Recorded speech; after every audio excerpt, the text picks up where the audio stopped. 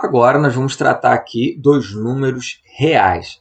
Pessoal, observem que a passagem dos naturais para os inteiros e a passagem dos inteiros para os racionais foram passagens aritméticas. As novidades foram novidades aritméticas.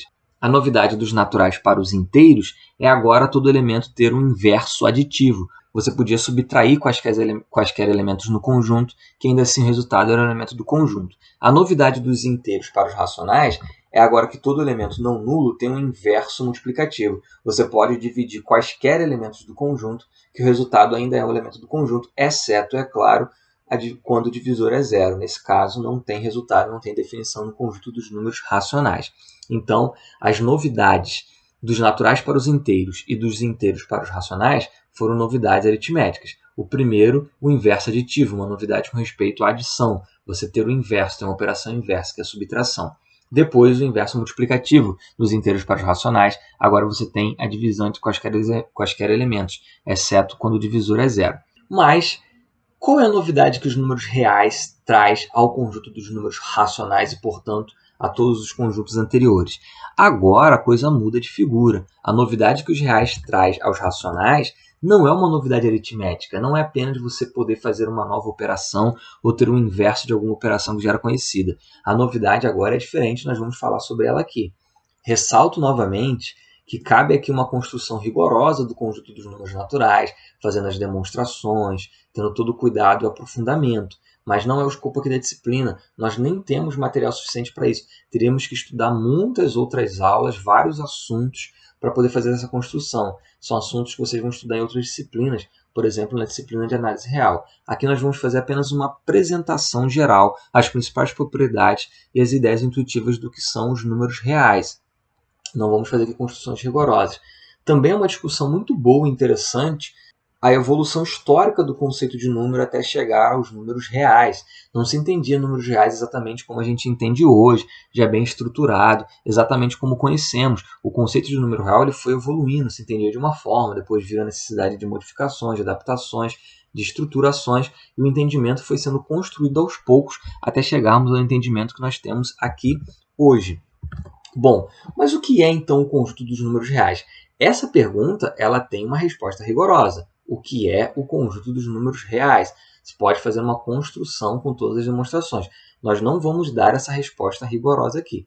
Nós vamos dar apenas uma ideia intuitiva, que é a seguinte. Os números racionais são utilizados, entre outras coisas, para medir.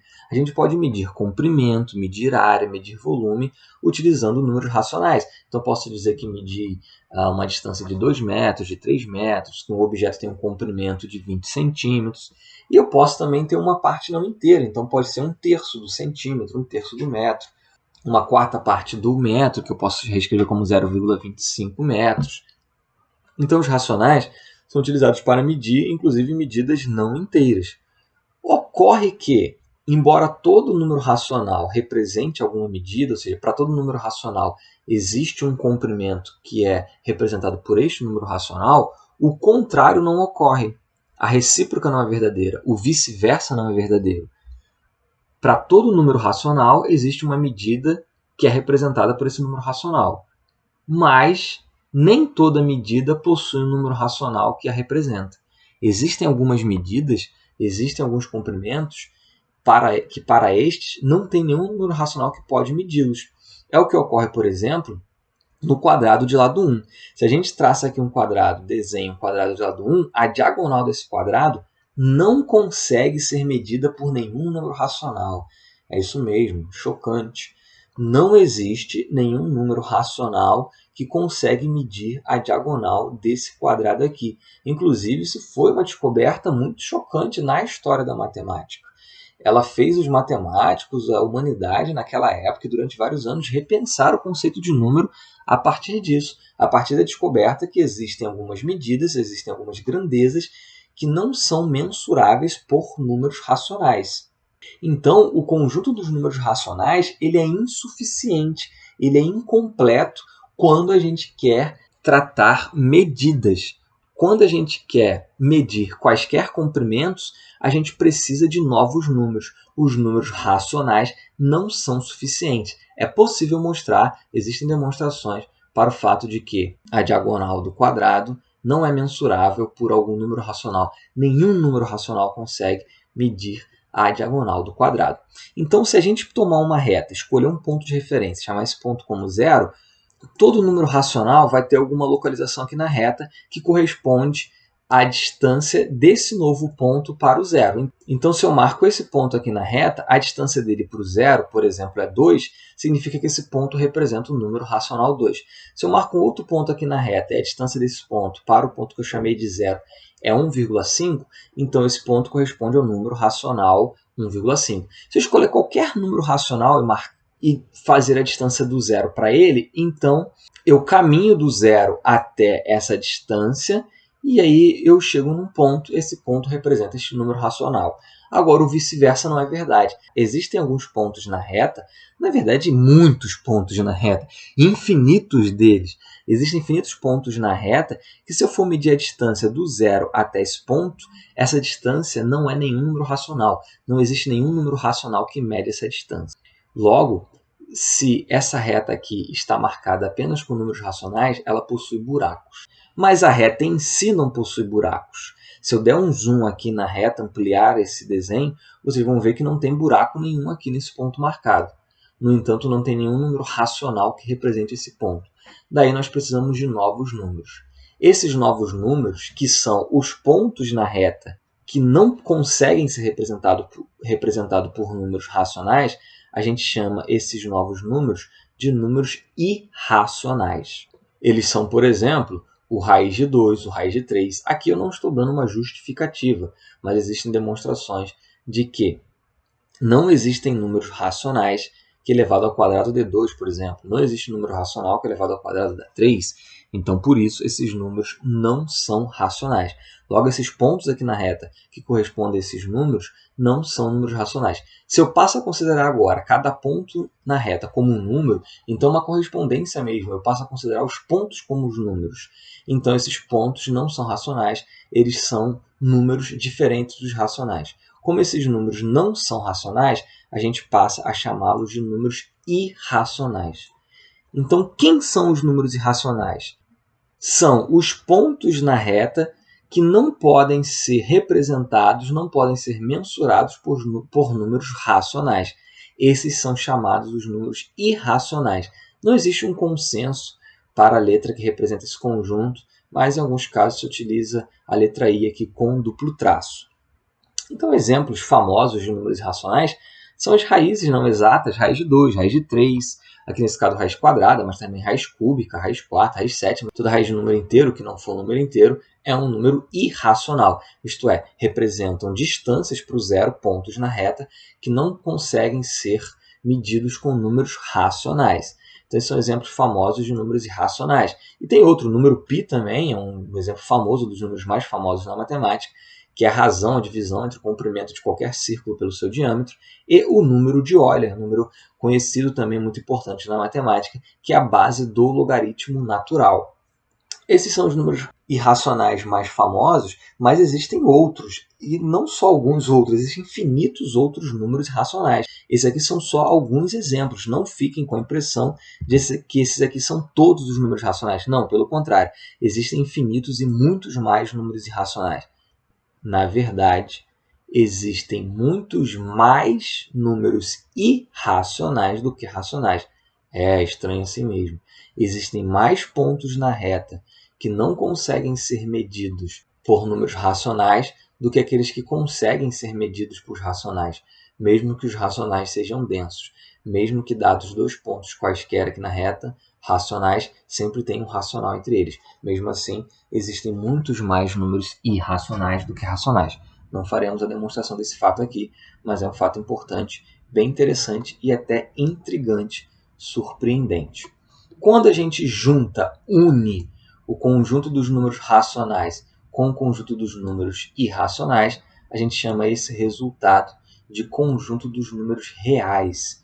Então, o que são os números reais? São, por definição, a união dos irracionais aos racionais. Nós já tínhamos lá os números racionais e agora nós trouxemos novos números, os irracionais. Quando eu junto esses novos números, os irracionais, aos racionais, eu tenho aqui o que a gente chama de conjunto dos números reais. Enfatizo novamente que é possível fazer uma construção rigorosa do que são esses números irracionais. Aqui nós não faremos a construção rigorosa, ficaremos apenas com a ideia intuitiva de que eles são os pontos da reta que não podem ser mensurados por números racionais. Então, portanto, o conjunto dos números reais é a união dos racionais aos irracionais. Dessa forma, todo número na reta é um número real. Agora a gente tapou os buracos da reta. Em outras palavras, onde tinha um buraco, a gente considerou sendo um número irracional. E já tinha lá os racionais. Então agora todo ponto na reta é um número real. E, reciprocamente, aqui o vice-versa vale, todo número real é um ponto na reta. Então não sobra número real, não sobra número na reta. Existe uma correspondência bionívoca. Cada ponto na reta é um número real, cada número real é um ponto na reta. Com isso, aqui temos uma observação muito importante. Os números reais herdam uma propriedade importantíssima da reta, de suma importância, que vai dar toda a riqueza dos números reais. Essa propriedade é a continuidade. A reta ela é contínua.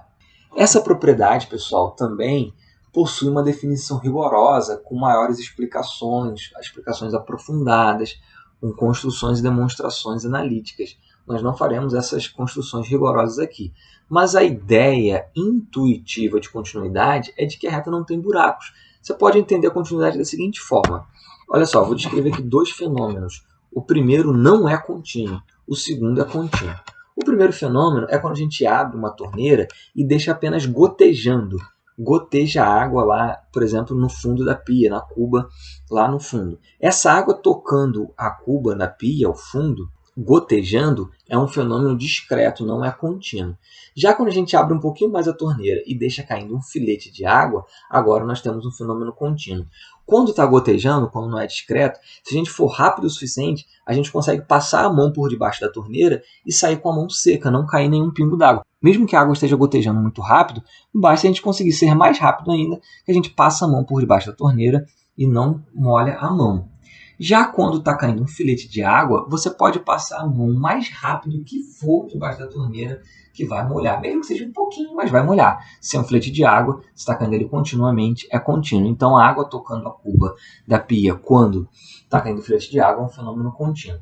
Um outro exemplo de fenômeno discreto contínuo é quando eu estou caminhando, o meu pé tocando ao chão é um fenômeno discreto. Existe intervalos de tempo em que meu pé não toca ao chão quando eu estou caminhando.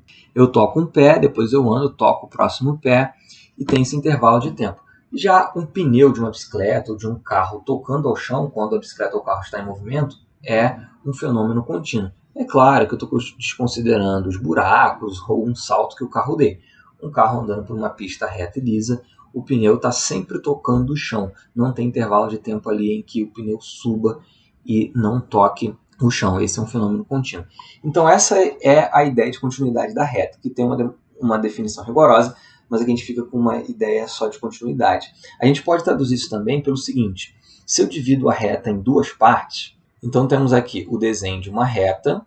Se eu dividir em duas partes, de forma que todo ponto de uma parte fica para o lado esquerdo e de forma que todo ponto fique para o lado direito, então, no caso da reta, necessariamente existe um ponto que faz essa cisão.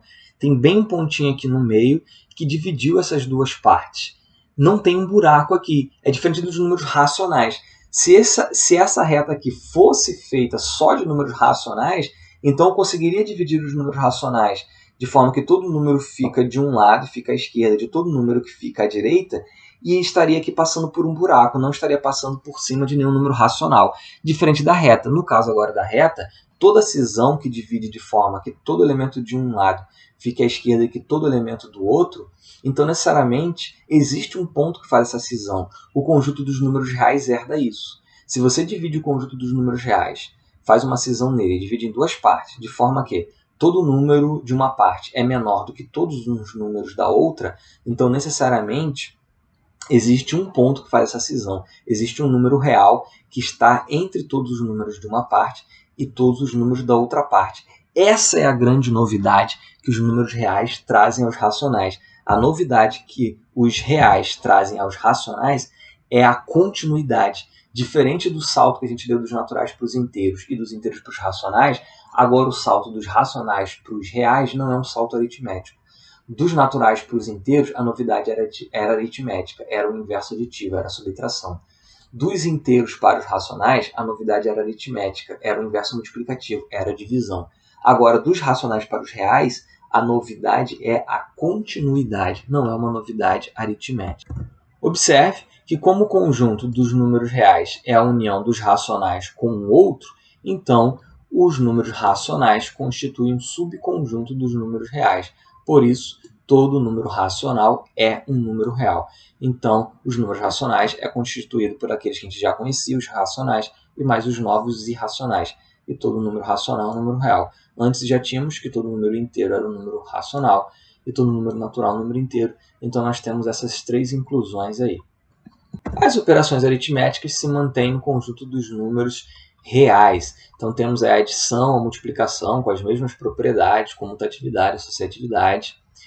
Temos a relação de ordem, tudo que já tinha dos racionais. Veja que os 15 primeiros axiomas são os mesmos dos racionais. Do 1 até o 15 são exatamente os mesmos que os racionais. Mas agora temos uma novidade. Os reais traz agora o axioma 16, que é a completeza, que é o fato do conjunto dos números reais ser contínuo, o que pode ser traduzido como aquilo que eu falei. Se você divide o conjunto dos números reais em duas partes, de forma que todo número de uma parte é menor do que todos os números da outra parte, então existe necessariamente um número real que faz essa cisão. Existe um número real que está entre os números de uma parte e da outra parte, não tem buraco ali. Essa propriedade que é completeza, ela tem uma outra definição rigorosa, mas a gente vai ficar aqui só com essa ideia intuitiva da divisão do conjunto em duas partes. É importante dizer aqui também, pessoal, que o conjunto dos números racionais ele é denso nos reais. Ele já era denso em si próprio, dos racionais. Mas é verdade também que ele é denso nos reais, o que significa o seguinte: dados dos números reais quaisquer, sempre tem um racional entre eles. Então, embora o conjunto dos números racionais possua buracos no que diz respeito à continuidade, no que diz respeito à correspondência a pontos na reta, o interessante é que, entre quaisquer dois números reais, tem sempre um racional entre eles. E o mesmo acontece com os irracionais. Os irracionais também são densos nos reais. Entre quaisquer dois números reais, existe sempre algum número irracional entre eles. E para finalizar sobre números reais, todo número irracional, que são os novos números aí aos racionais, possui representação decimal infinita e não periódica. Muito estranho isso, mas é assim. Quando a gente representa números irracionais na forma decimal, eles possuem infinitos dígitos, mas não tem padrão de repetição, diferentemente lá dos números racionais. Por exemplo, o raiz de 2, que é um número irracional, se a gente escrevê-lo na forma decimal, os primeiros dígitos dele depois da vírgula são esses aqui: 41, 42, 13, 56, ou se você quiser falar 4, 1, 4, 2, 1, 3, 5, 6. Mas não acaba aqui, pessoal. Continua, na verdade, infinitos dígitos, só que não tem padrão nenhum de repetição. Estranho mesmo, é assim mesmo. Nunca saberemos todos os dígitos do raiz de 2. Nós sabemos todos os dígitos de 1/3, embora sejam infinitos, nós sabemos todos, são sempre 3. Mas não sabemos todos os dígitos do raiz de 2.